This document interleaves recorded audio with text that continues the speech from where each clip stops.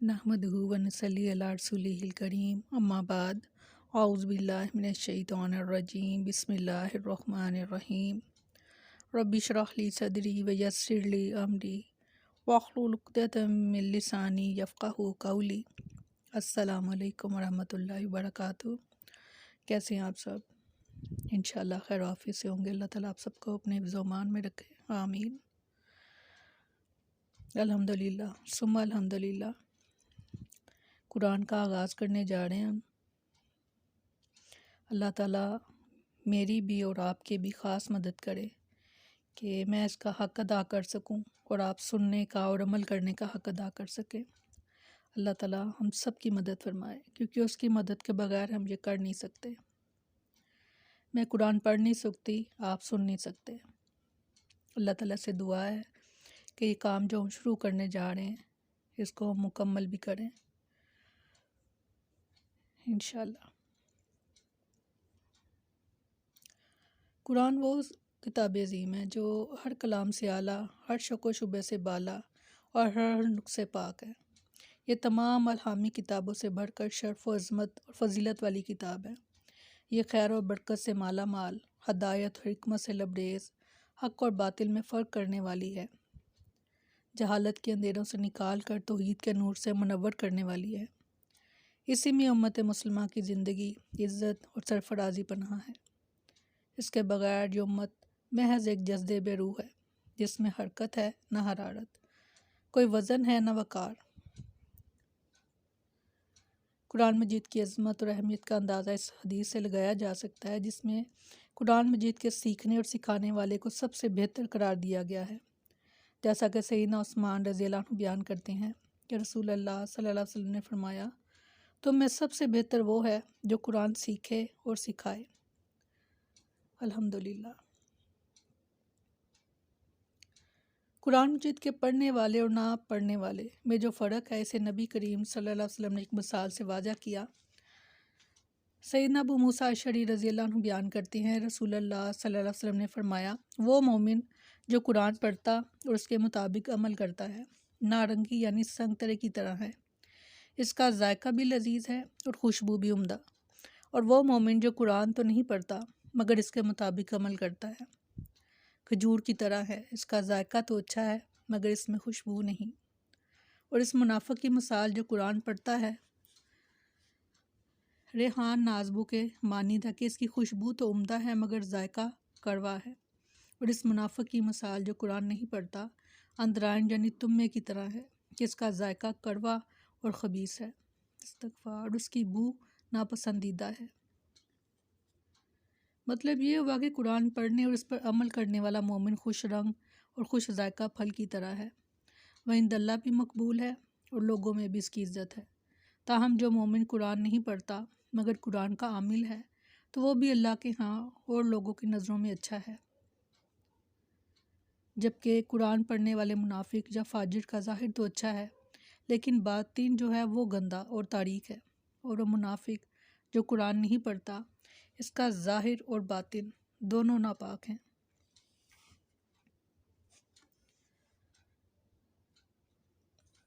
सैयदना अबू हुरैरा रज़ियल्लाहु अन्हु कुरान मजीद की फ़जीलत बयान करते हुए कहते हैं कि रसूलुल्लाह सल्लल्लाहु अलैहि वसल्लम ने फरमाया, जो लोग अल्लाह ताला के घरों में से किसी घर में जमा होकर किताब अल्लाह की तिलावत करें और आपस में से सीखें और सिखाएं, तो इन पर सकीनत नाजिल होती है, इन्हें रहमत ढांप लेती है, फरिश्ते घेर लेते हैं और इनका ज़िक्र अल्लाह ताला इन यानी फरिश्तों में करता है जो इसके पास हैं।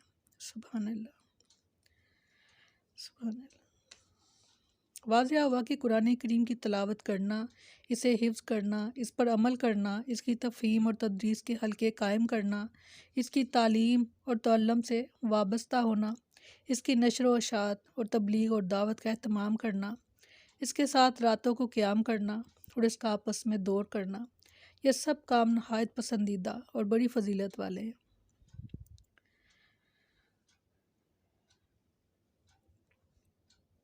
अलगर्ज़ अल्लाह ताला की बहुत बड़ी नेमतों में से एक इंस और जिन की फ़लाह के लिए कुरान हकीम का नज़ूल भी है।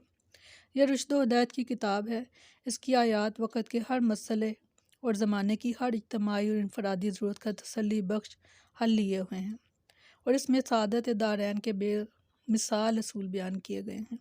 اسے پڑھنے، سمجھنے اور سیرت اور کردار کو اس کے مطابق ڈھالنے والوں کو دنیا میں رفعتیں اور آخرت میں سعادتیں نصیب ہوتی ہیں۔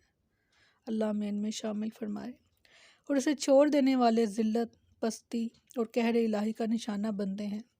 سیدنا عمر بن خطاب رضی اللہ عنہ بیان کرتے ہیں، رسول اللہ صلی اللہ علیہ وسلم نے فرمایا، یقیناً اللہ تعالیٰ اس کتاب پر عمل کرنے کی وجہ سے کچھ قوموں کو سربلندی عطا کرتا ہے اور اس سے اعراض کرنے کی وجہ سے کچھ قوموں کو ذلیل اور رسوا کرتا ہے۔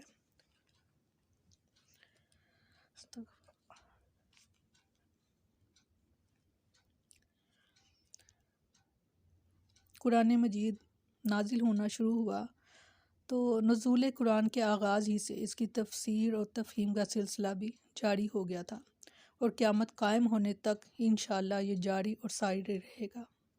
اس سلسلے میں خاص طور پر محدثین نے کتب حدیث میں تفسیر قرآن، فضائل قرآن اور قرأت قرآن وغیرہ کے ابواب قائم کیے ہیں۔ یہ بات تو مسلمہ ہے کہ قرآن مجید کی تفسیر کا سب سے بہتر، سب سے اعلیٰ اور سب سے مناسب طریقہ یہ ہے کہ قرآن مجید کی تفسیر خود قرآن ہی سے کی جائے، کیونکہ کئی دفعہ قرآن مجید ایک چیز کو اگر ایک جگہ اختصار سے بیان کرتا ہے تو دوسری جگہ اسے تفصیل سے بیان کرتا ہے۔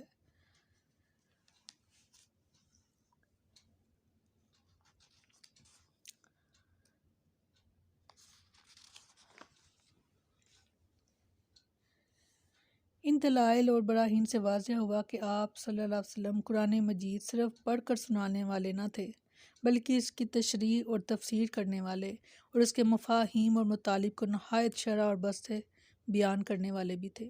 چنانچہ رسول اللہ صلی اللہ علیہ وسلم نے اپنے اس منصب کے مطابق قرآنی آیات کی توضیح اور تشریح بھی کی اور اس کے اجمالات کی تفصیل بھی بیان فرمائی، جیسے نمازوں کی تعداد، رکعات، اوقات اور وضاحیت اور زکوٰۃ کا نصاب، اس کی شرح، اس کی ادائیگی کا وقت اور دیگر تفصیلات۔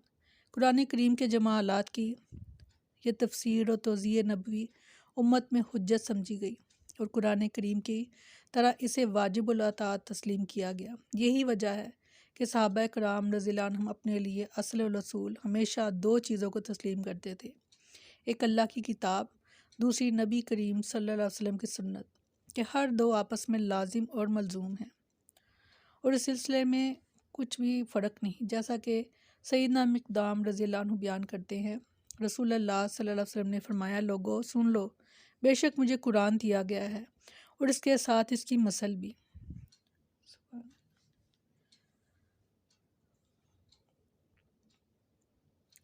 رسول اللہ صلی اللہ علیہ وسلم کو قرآن کریم کے ساتھ اسی جیسی دی گئی چیز حدیث اور سنت ہے۔ قرآن کو وحی جلی اور وحی مطلوع کہا جاتا ہے، یعنی جس کی تلاوت ہوتی ہے، جبکہ حدیث اور سنت کو وحی خفی اور وحی غیر مطلوع کہتے ہیں، یعنی جس کی تلاوت نہیں ہوتی لیکن وہ بھی اللہ کی طرف سے ہے۔ سیدہ عائشہ رضی اللہ عنہ بیان کرتی ہیں کہ رسول اللہ صلی اللہ علیہ وسلم کا اخلاق قرآن ہی ہے۔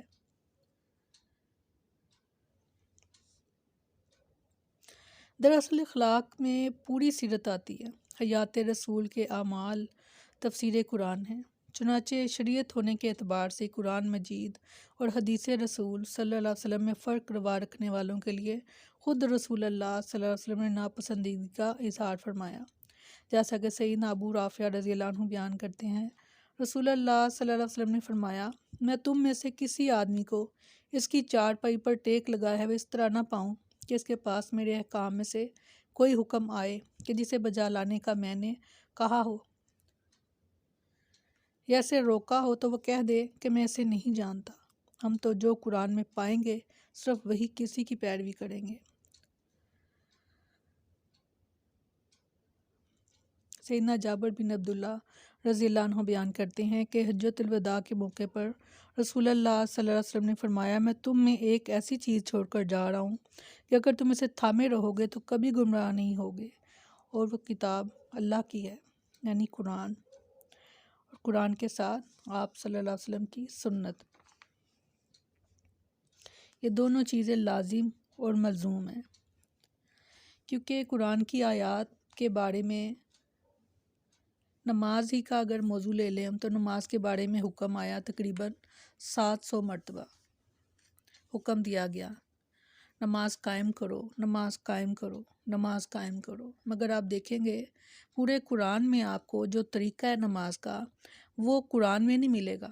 اس کو لینے کے لیے آپ کو سنت کی طرف رجوع کرنا پڑے گا کہ نماز پڑھنے کا طریقہ کیا ہے۔ اگر وضو کا لے لیتے ہیں تو وضو کے جو 4 احکام ہیں، جو 4 فرائض ہیں وہ قرآن میں درج ہیں۔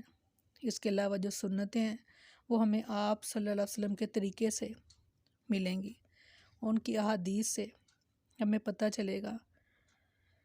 اس کے علاوہ بے شمار موضوعات ہیں جن کی تصدیق کے لیے ہمیں سنت اور حدیث کی طرف رجوع کرنا پڑے گا، اس لیے یہ لازم اور ملزوم ہے۔ اگر ہم کہیں کہ ہم صرف ہمارے لیے قرآن کافی ہے تو ہمیں بہت سی چیزوں کی سمجھ نہیں آئے گی، جیسے ابھی آپ کو میں نے نماز کے بارے میں ہی آپ سے شیئر کیا، اور اس طرح کے بے شمار اسی طرح کے ہمارے زندگی گزارنے کے جو طریقے ہیں وہ تمام کے تمام ہمیں قرآن میں ملتے ہیں، اور ان کا جو طریقہ ہے وہ آپ صلی اللہ علیہ وسلم کی سنت سے ہمیں ملے گا۔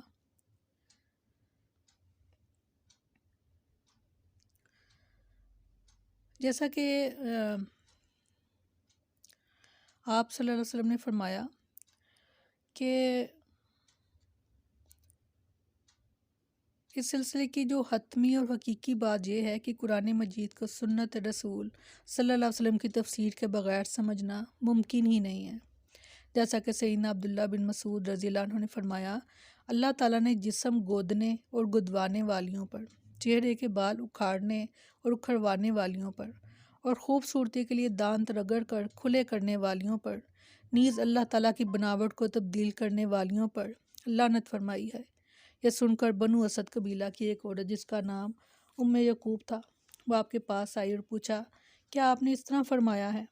آپ نے جواب دیا کہ ہاں، اور میں اس پر لعنت کیوں نہ کروں جس پر اللہ کے رسول صلی اللہ علیہ وسلم نے لعنت کی ہے، اور پھر یہ تو قرآن میں موجود ہے۔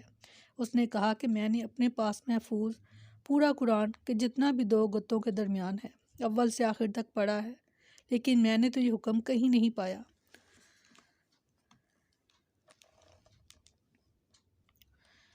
آپ نے فرمایا، اگر تو سوچ سمجھ کر پڑھتی تو ضرور پاتی، کیا تو نے یہ آیت نہیں پڑھی سورۃ حشر کی؟ کس نے کہا کیوں نہیں، کہ وَمَا آتَاكُمُ اللَّهُ وَرَسُولُهُ خُذُوهُ وَمَا نَهَاكُمْ عَنْهُ فَانْتَهُوا۔ انہوں نے کہا کہ میں نے یہ آیت پڑھی ہے۔ پھر آپ نے فرمایا کہ رسول اللہ صلی اللہ علیہ وسلم نے اس سے منع کیا ہے، یعنی اس کی جو تفصیل ہے اس کے لیے ہمیں حدیث کی طرف رجوع کرنا پڑے گا، کیونکہ قرآن میں اس کا ذکر نہیں آیا۔ قرآن میں آیت آئی کہ جس چیز سے تمہیں اللہ کے رسول منع کریں اس سے منع ہو جاؤ، اور جو تمہیں دیں اس کو لے لو۔ اللہ کرے کہ اس قرآن کو ہم سمجھیں اور اس طرح سے سمجھیں جیسا کہ اگر سمجھ کر ہم اپنی زندگیوں میں اس کو داخل کر لیتے ہیں تو آپ یقین کریں کہ آپ کی زندگیاں بھی آسان ہو جائیں گی اور آخرت بھی، اور اللہ تعالیٰ تو ہے ہی مہربان اپنے بندوں پر۔